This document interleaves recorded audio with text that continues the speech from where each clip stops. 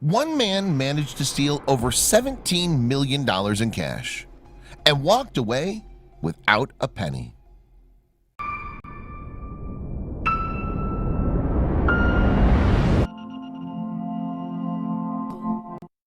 But before we start, please make sure to subscribe and hit the bell so you never miss an upload from us. Also, leave a like right now. Loomis Fargo and Company is synonymous with the armored cars that transport large amounts of cash between banks in Charlotte, North Carolina.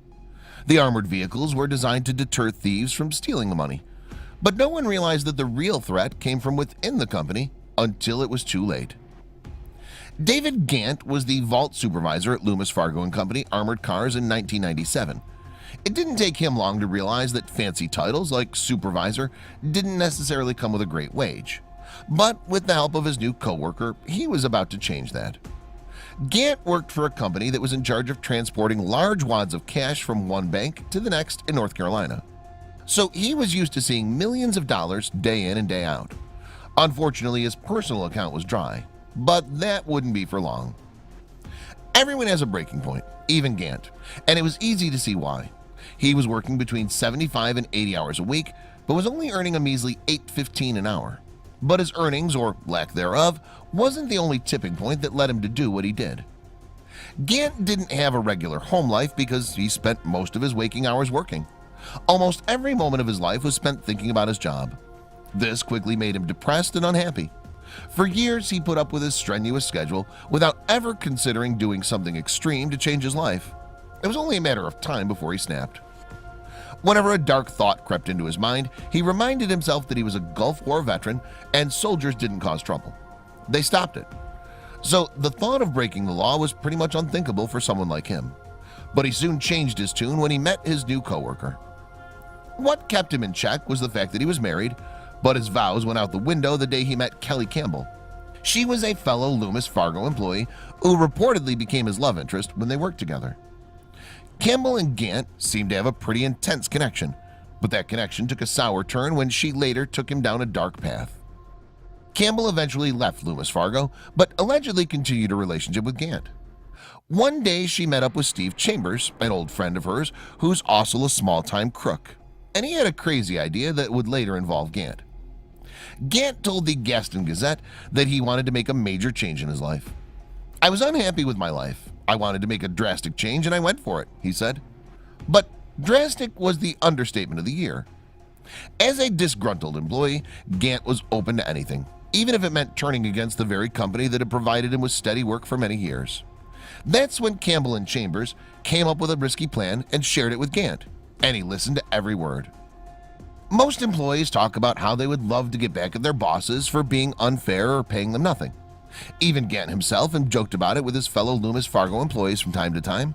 But what Campbell and Chambers proposed was no joke. Every fiber of his being told him that their plan was wrong and that he shouldn't get involved. But there was a little voice inside of himself that pushed him to go for it so he could live the life he deserved.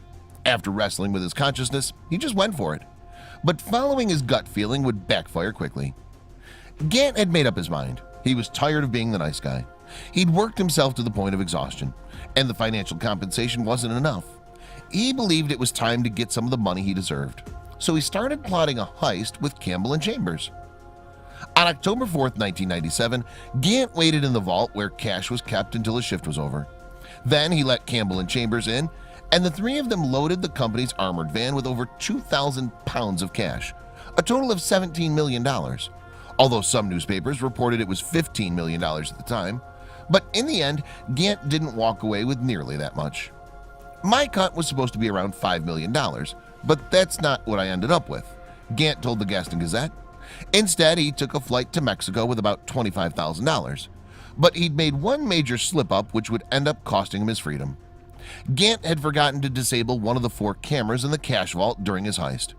The morning after the crime, Loomis Fargo employees called the cops because they couldn't open the vault. Because Gant was the only employee who didn't show up to work, he became a suspect right off the bat.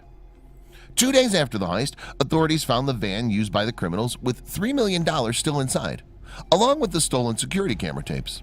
It turns out that the thieves couldn't carry all their loot, so they grabbed what they could and fled. The police soon found out that catching them wouldn't be difficult at all. Chambers and his wife Michelle moved out of a trailer and into a mansion almost immediately after the heist, which was a dead giveaway that they were involved in something shady. Shortly after their move, Chambers' wife asked her bank teller how much money she could deposit into her account without alerting the feds. And as you can imagine, that was a red flag that caught the police's attention. Michelle's bank teller was suspicious and reported the incident to her boss immediately after realizing that the cash still had Loomis Fargo wrappers on it.